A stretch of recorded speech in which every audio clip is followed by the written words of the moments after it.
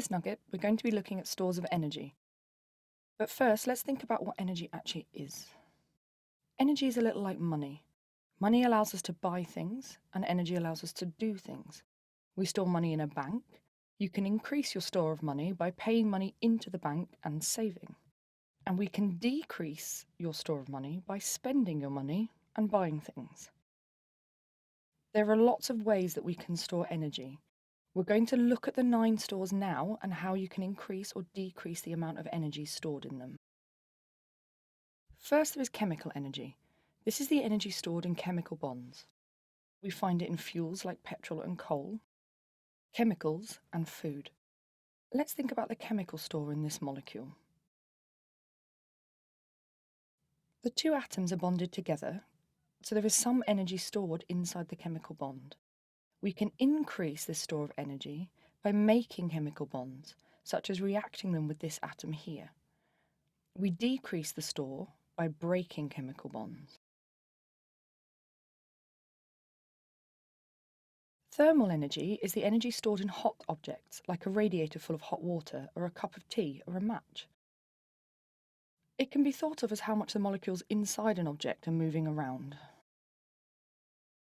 We can increase the thermal energy store if we heat things up to a higher temperature, or if we have a larger object heated to that temperature.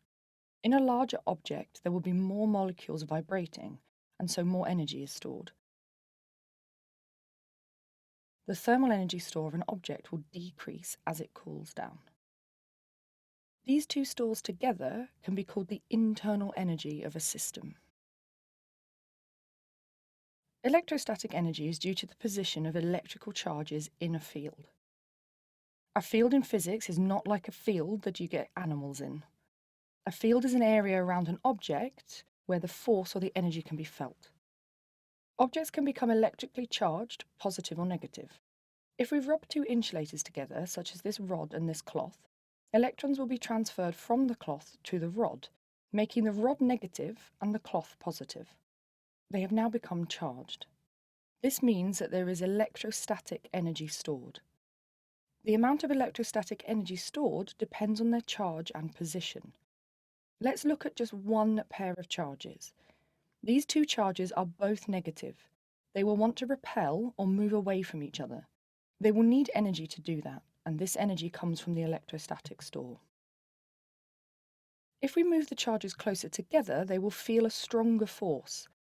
They will want to move away from each other much more. This is because the electrostatic energy store has been increased. We can increase the store further by increasing the size of the charge, or we can decrease the store by moving them further apart again.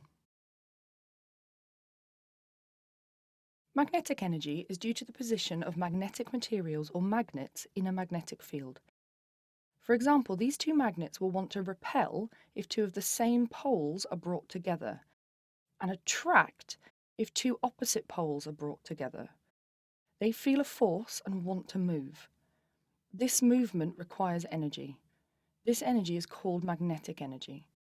We can increase the store of magnetic energy by moving magnets closer together or by increasing the strength of the magnet. We can decrease the store by moving the magnets further apart and having a weaker magnetic field.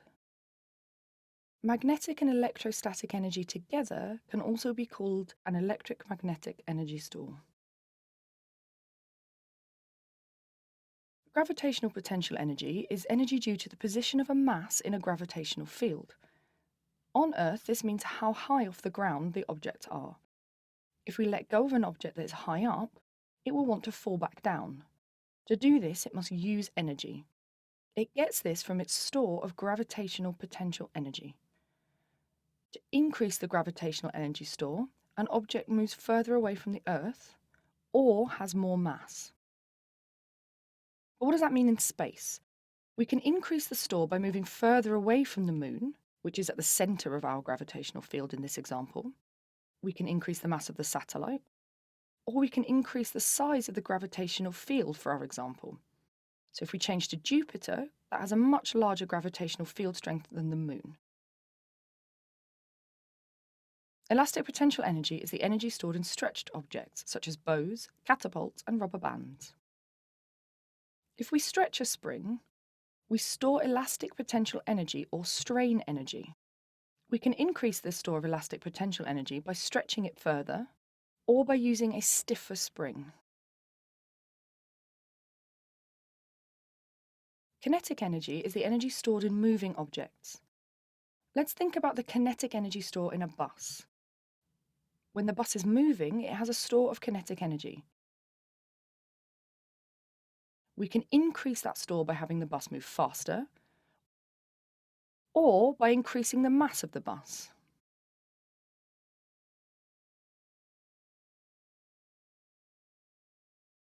Nuclear energy is the energy stored inside the nucleus of an atom. Examples of stores of nuclear energy are nuclear fuel rods in power stations, atomic bombs, and the sun.